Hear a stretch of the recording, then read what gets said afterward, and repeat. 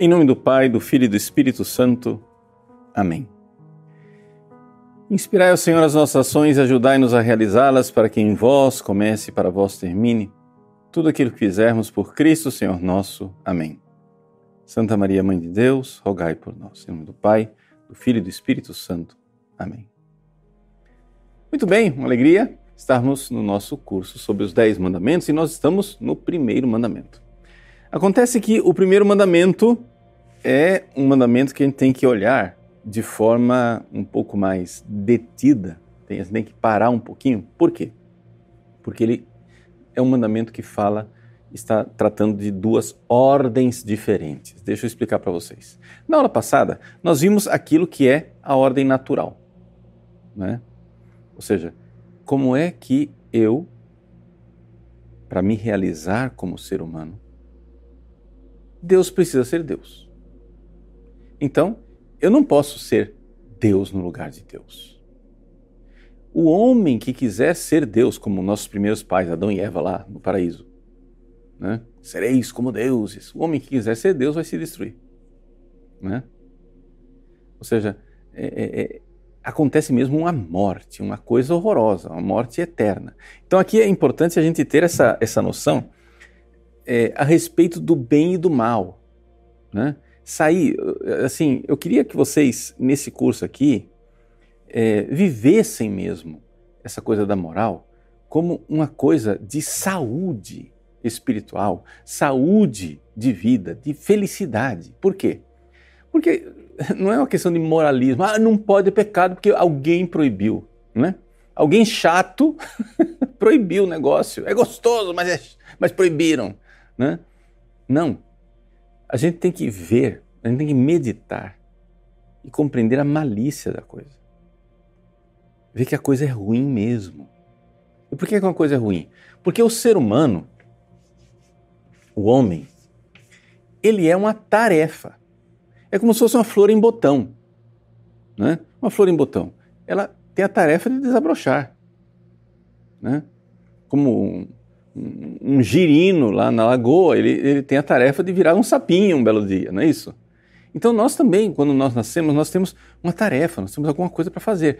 Enquanto a flor faz isso automaticamente, o girino faz isso automaticamente, a nossa missão é espiritual. Então quando eu faço coisas que vão na direção da minha realização, do meu ser, daquilo que Deus pensou para mim. Deus me pensou, gente. Deus me pensou. Quando eu faço uma coisa que vai na direção desta realização, né?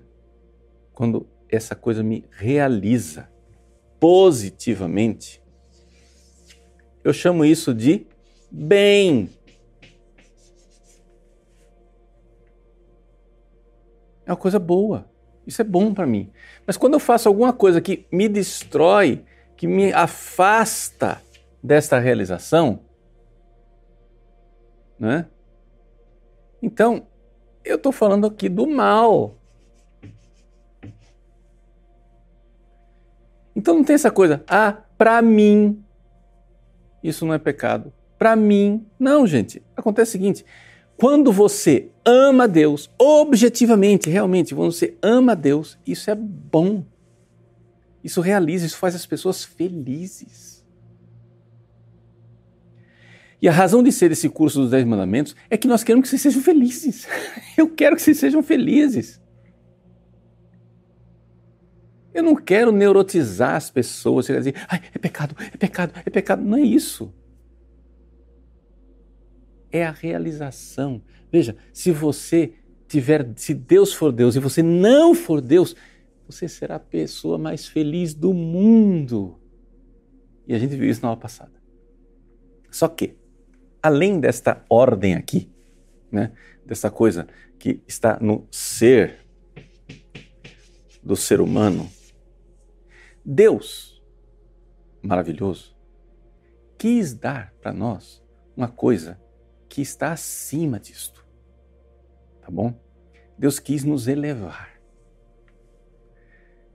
Se o homem, isso aqui é uma abstração, tá, gente? Isso não existe no mundo real. Se não houvesse a graça, A graça não existe. Faz de conta que a graça não existe. Se o homem aqui na terra, olhando as coisas, conhecesse Deus através dos vestígios, as apalpadelas, né? E ele amasse esse Criador. Meu Deus, se as coisas que vós fizeste são tão lindas, quão mais lindo não sois vós? Se as coisas que fizeste são tão boas, que bondade não é Deus o sumo bem? E se um ser humano simplesmente com a luz natural da razão e a força da sua vontade fizesse isso, ele seria feliz de uma felicidade natural. O ser humano seria feliz aqui nesse mundo. Não fosse o caso que isso é uma abstração. Por quê? Número 1, o homem não existe sem uma mínima relação com a graça. Existe o mundo da graça. E número 2, nós estamos no pecado original. Então, isso aqui é uma abstração. Mas haveria no ser do homem essa felicidade de cumprir o primeiro mandamento aqui. Só que Deus quis muito mais. Deus quer uma felicidade maior. Deus não quer só a nossa felicidade natural. Deus quis nos dar uma felicidade sobrenatural.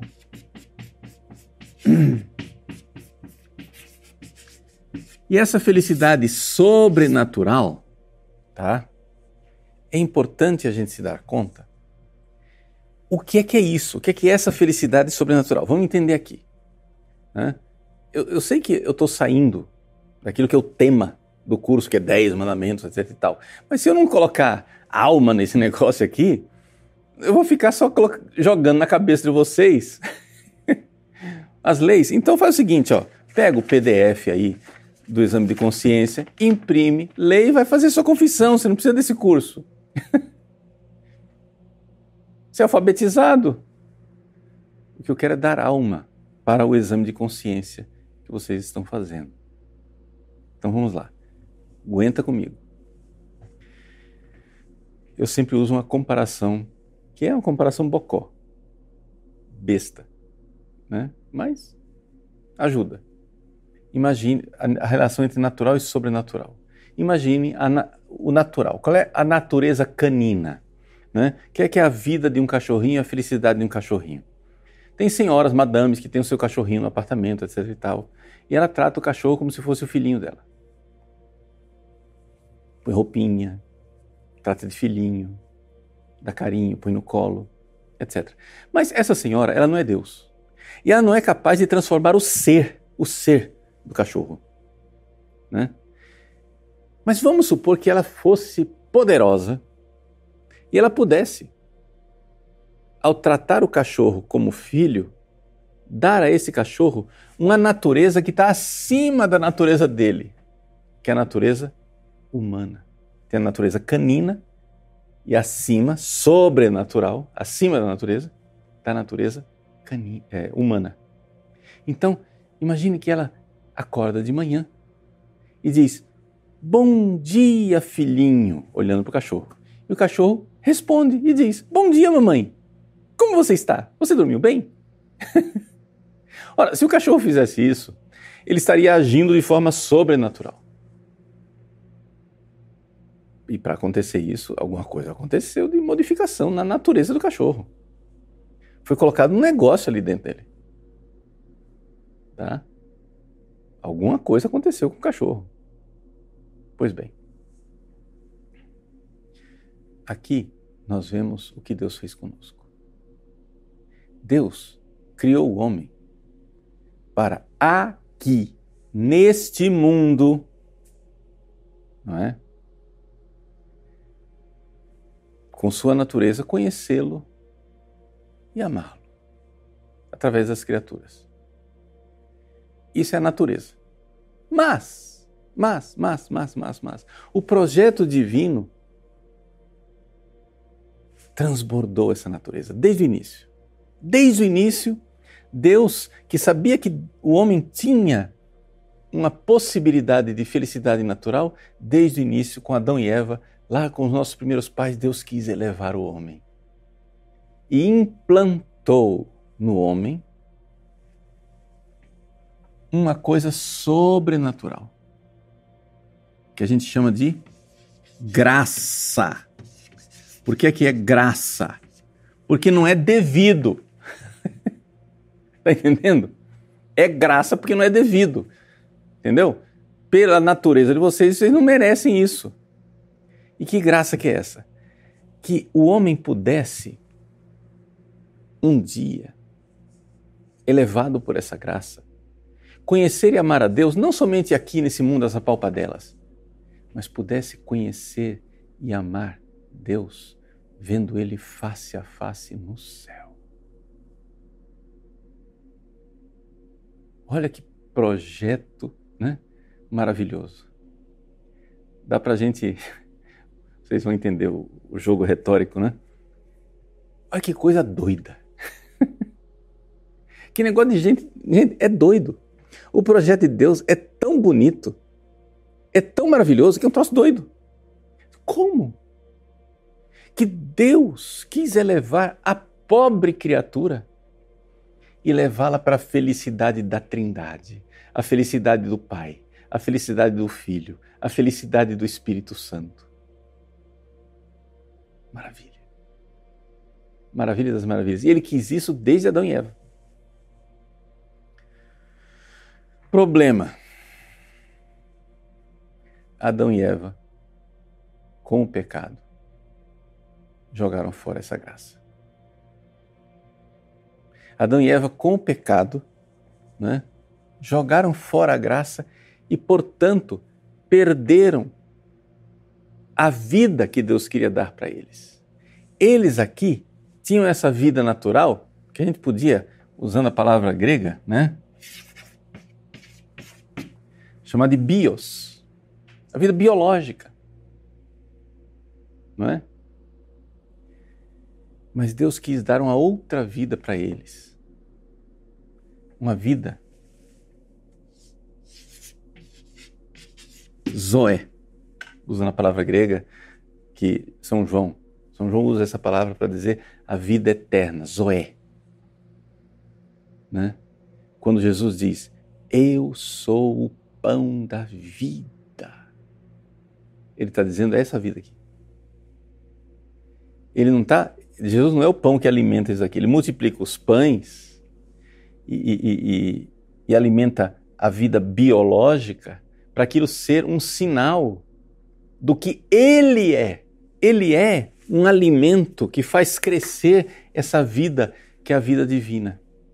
Jesus precisa crescer em nós. E a razão de ser desse curso, meus queridos, é para vocês pararem de matar essa vida e começar a alimentá-la. Nós precisamos parar de matar a vida eterna e alimentá-la. Essa é a razão de ser do curso. Eu quero levar vocês a viver essa vida de amor aqui, mas de um amor maior do que nós somos capazes, só pela nossa natureza. Um amor que nós somos capacitados pela graça. Nós não somos capazes, mas somos capacitados pela graça. Então, como que acontece esta vida em nós? Bom, vamos entender. Para acontecer essa vida em nós, Deus fez uma modificação na nossa alma e Deus deu ao ser humano uma forma, né, de conhecer, amar e contar com as ajudas divinas que nós chamamos de virtudes teologais. É a fé, a esperança e a caridade. Eu estou gastando esse tempo aqui ensinando isso para vocês porque a segunda parte do primeiro mandamento fala disso aqui, né? A segunda parte do primeiro mandamento é esse negócio, é essa vida de fé, esperança e caridade. Então eu preciso explicar isso para vocês. O que é isso? Olha só. Se fosse possível o homem ser feliz somente de uma felicidade natural, o homem, na sua felicidade natural, o que ele faria? Conheceria e amaria a Deus através das criaturas e com suas próprias forças. Ok? Feito. Né? Se ele conhece, se ele ama, ele é feliz. Mas Deus quis elevar e deu a graça. Então eu agora preciso conhecer Deus com um conhecimento que vem dele. Chama-se fé. Vejam como esse conceito católico de fé é completamente diferente do conceito luterano de fé. Esse conceito protestante. O que é fé para o protestante? É uma confiança. Entendeu? O Lutero ele inventou a autoajuda. Ou seja, os livros de autoajuda, eu posso, eu consigo, eu faço. Né? Eu fico naquela mentalização, né?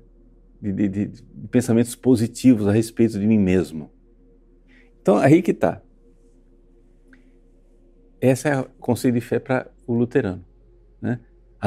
Eu tenho a confiança de que eu sou salvo, então eu sou. Né? Se eu confio que eu sou salvo, então eu sou salvo. Não! Fé não é isso. Bobagem. Fé é outra coisa. Fé é, primeiro, no batismo. Deus faz uma modificação na alma e dá à alma uma estrutura, um organismo sobrenatural. De tal forma que esta alma, que antes podia conhecer naturalmente, agora está mais capacitada para conhecer sobrenaturalmente. Na fé. Todos os seres humanos têm um pouquinho dessa graça, evidente, por quê? Porque senão ninguém começava a crer.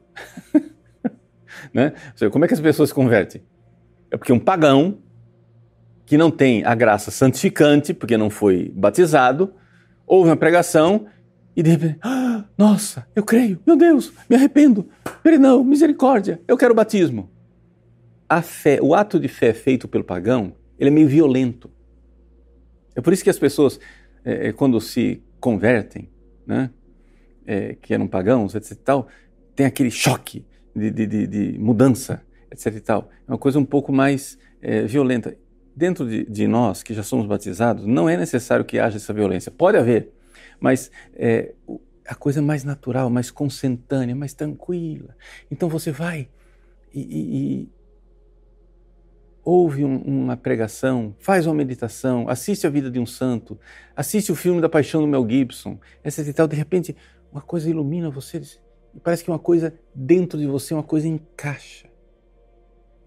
Você diz, nossa, eu sabia que era assim.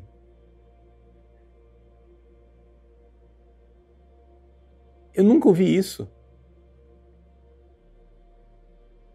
Mas algo me diz que eu já sabia. É como se eu já soubesse. Por quê? Porque a graça está nessa pessoa.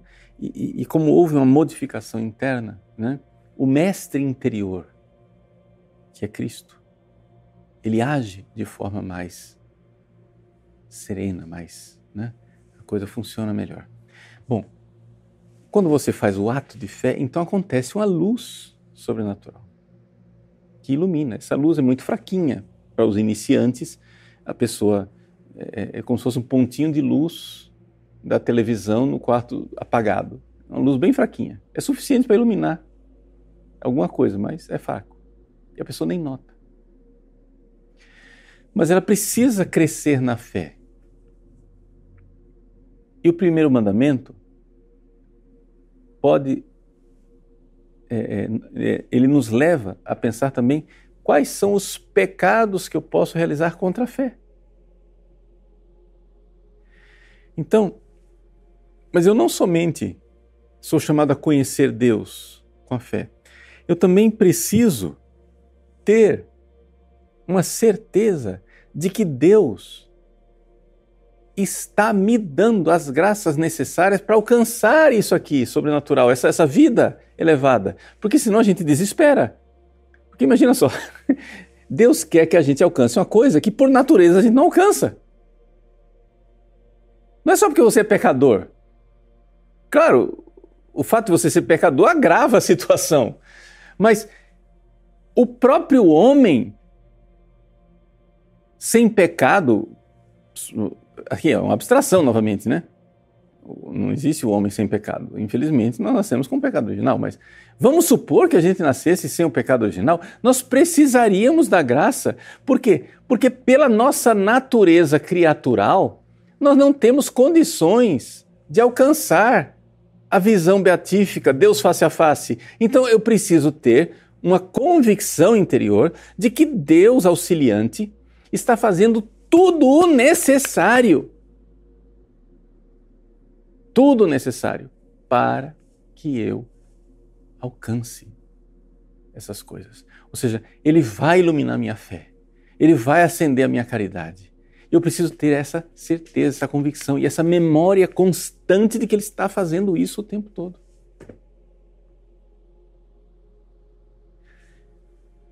Que pecados que eu posso cometer que matam essa esperança?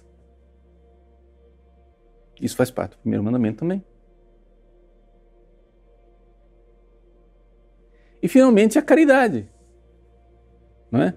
Eu sou chamado a amar a Deus, mas qualquer pessoa que progrida na vida espiritual, em algum momento na vida de oração, começa a notar dentro de si um amor, uma caridade que não é sua. Você vê claramente que aquilo não é humano, que tem algo de divino ali. Uma caridade diferente. Eu dou o exemplo de uma senhora. E essa senhora, ela veio e disse assim: Padre Paulo, o senhor precisa atender o meu marido. Eu disse: fulana, por que eu tenho que atender seu marido? Padre, coitado do meu esposo. Ele me traiu. Padre, ele me traiu. Ele perdeu o céu, padre. Olha o que ele foi fazer com ele. Ele jogou fora essa vida aqui, Zoé. Ela não usou essas palavras, mas ele jogou fora a vida eterna. Padre, coitado do fulano. O senhor precisa atendê-lo. Padre, ele precisa me amar para que ele possa ir para o céu. Ele não pode fazer isso com ele. Vejam, em momento nenhum, essa mulher disse: e eu como é que eu fico? Se ela dissesse, e seria justo, né, que ao pecar contra o nosso casamento no adultério, ele pecou contra o 6º e contra o 7º mandamento. O 6º mandamento ele cometeu um pecado de impureza. No 7º mandamento ele cometeu injustiça contra mim. Porque nós temos um pacto e uma aliança, eu tenho meus direitos e ele lesou os meus direitos. Se ela dissesse isso, ela estaria correta. Conforme todos os manuais de moral. Só que acontece o seguinte, essa mulher é uma mulher de oração. E eu vi diante dos meus olhos, eu vi acontecer diante dos meus olhos esse milagre de um coração humano com um amor divino, sobrenatural. Aquilo é a caridade. Eu vi diante daquela mulher que tinha sofrido a injustiça de um adultério do marido, eu vi naquela mulher o Cristo crucificado, dizendo: Pai, perdoai, eles não sabem o que fazem. É uma caridade que não é humana, gente. É um total esquecimento de si e um voltar-se para o plano de Deus, para a vontade de Deus, para o amor de Deus. Caritas Christi urget nos. A caridade de Cristo nos impele, nos leva a caridade, a caridade, caridade, caridade, caridade. Amor. Vejam. Não era somente a atração sexual de um homem por uma mulher. ali eu vi realizado o sacramento. A mulher amando o seu esposo, com aquele amor que há entre Cristo e a Igreja. Maravilha de Deus! Essa é a vida sobrenatural. E nós podemos pecar contra isto. Pecar contra a fé, pecar contra a esperança, pecar contra a caridade. Então, eu fiz esta aula aqui, introdutória, para que a gente entenda esta segunda parte do primeiro mandamento. A primeira aula que nós demos sobre o primeiro mandamento, fala do primeiro mandamento naquilo que são os nossos deveres naturais. Mas como nós temos a graça, agora nós precisamos mergulhar nos nossos deveres sobrenaturais, de alimentar essa vida espiritual, essa vida da graça, essa vida superior que está em nós. Portanto, deixar de alimentar e matar essa vida é pecar contra a fé, pecar contra a esperança, pecar contra a caridade. E é sobre isso que eu gostaria de falar para vocês na nossa próxima aula. Deus abençoe você. Em nome do Pai, do Filho e do Espírito Santo. Amém.